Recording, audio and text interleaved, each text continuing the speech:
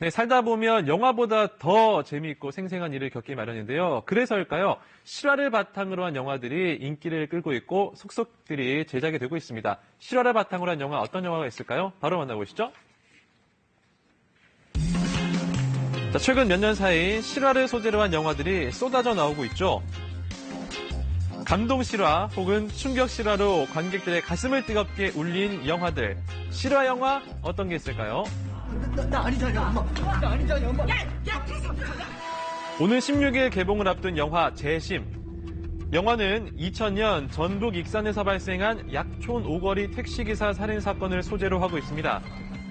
김태훈 감독은 전작 또 하나의 약속에 이어 이번에도 실화 영화에 도전했습니다. 어떤 억울한 사람이 있으니 당신이 좀 영화를 만들어보면 어떻겠나라고 하더라고요. 그 억울했던 분의 사연을 보고 나서 이제 하겠다고, 영화를 만들겠다고 결심하게 된 거죠. 촬영 초반이 2015년 12월, 실제로 약촌 오거리 사건은 재심이 확정됐습니다. 이어 지난해 11월엔 살인 누명을 쓴 실존 인물이 10년 만에 무죄 판결을 받았는데요. 현재는 유력한 용의자가 구속돼 다시 재판이 진행 중입니다. 이처럼 영화 덕분에 과거 사건들이 재조명되기도 하는데요. 사람을 죽인 건 용서할 수 없는 죄야. 누가 거짓말하고 있지? 1997년 이태원의 한 햄버거 가게에서 일어난 살인 사건을 다룬 영화 이태원 살인 사건. 2009년 개봉되면서 미제로 남겨졌던 사건의 재수사가 시작됐고 결국 사건 20년 만에 진범이 밝혀졌습니다. 이 아이는 들을 수도 말할 수도 없는 아이입니다. 2011년 개봉한 영화 도가니 청각장애 아동에 대한 성폭행 사건을 공론화시켰는데요. 그동안 지지부진했던 장애인 관련 법안들이 신속히 처리되는데 1등 공신이었습니다. 여성계에서 10여 년 이상을 요구해왔던 공소시효 폐지라는 게 있습니다. 그런데 그런 것들이 전혀 들어주지 않다가 바로 이 영화 덕분에 법안들이 일사천리로 통과가 됩니다.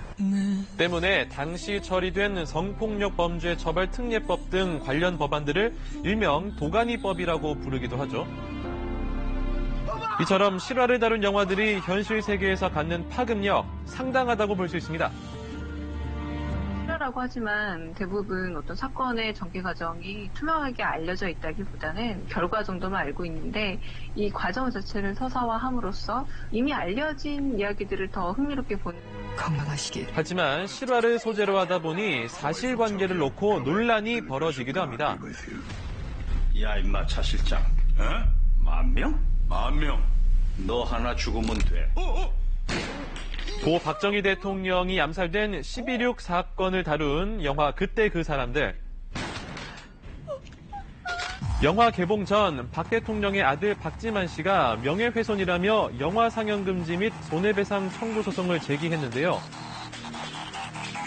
이에 법원은 상영 금지 가처분 결정을 내렸고 영화는 결국 처음과 마지막 부분의 다큐멘터리 장면을 삭제한 뒤에야 상영될 수 있었습니다. 세상 끝까지 한번 가보는 게 내 꿈이야.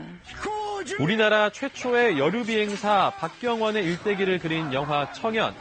하지만 박경원의 친일 행적 때문에 불매운동이 벌어져서 개봉 일주일 만에 막을 내려야 했습니다.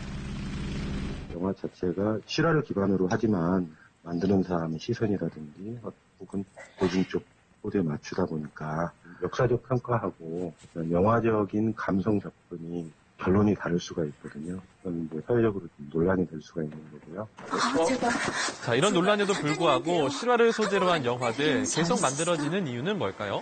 실화 소재일 경우에는 관심이 많은 사건이기 때문에 흥행에 어느 정도 보장이 된다고도 할 수 있겠고요.